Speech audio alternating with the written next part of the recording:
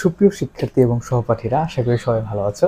আজকে আমরা ২৭তম বিসিএস আজকে আমরা ২৭ না আজকে আমরা ২৩তম বিসিএস এর একটা প্রশ্ন শিখব। সেই প্রশ্নটা সমাধান করব।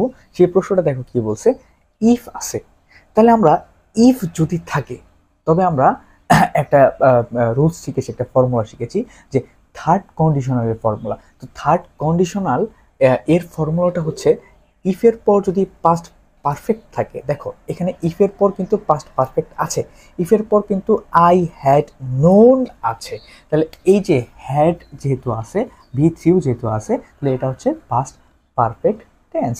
আচ্ছা, পাস্ট পারফেক্ট টেন্স যদি থাকে তবে কি বসবে, উড বসবে, তারপর হ্যাভ বসবে, তারপর পাস্ট পার্টিসিপল ফর্ম বসবে। আচ্ছা, এখন দেখো আমাদের এখানে এই এমসিকিউগুলা মধ্যে যে কোনো একটা এমসিকিউ সঠিক হবে, এটা আমরা সবাই জানি। তো সঠিক এমসিকিউটা আমরা বের করি, চলো। আচ্ছা, তাহলে এখন যেহেতু আমরা উড বসবে যেহেতু, তাহলে এখানে আমরা উড খুঁজি, চলো। এই যে ক নম্বরে উড আছে, এই ঘ নম্বরে উড আছে, এবং এই ছোট ঘতেও উড আছে। তারপর উটের পর কি বসবে, হ্যাভ বসবে, তাই না? আচ্ছা দেখো এখানে কি হ্যাভ আছে, হ্যাভ নাই, তাহলে এটা শুরুতেই ক্রস।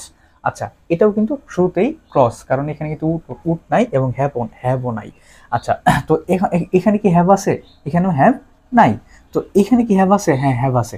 তারপর দেখো তো পাস্ট পার্টিসিপল ফর্ম, হ্যাঁ এখানে পাস্ট পার্টিসিপল ফর্ম আছে, তাহলে কি গোর পাস্ট পার্টিসিপল ফর্ম কি হয়, গন হয়। তাহলে এইটা আমাদের সঠিক আনসার।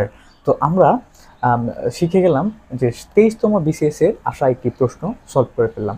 তো ধন্যবাদ বন্ধুরা।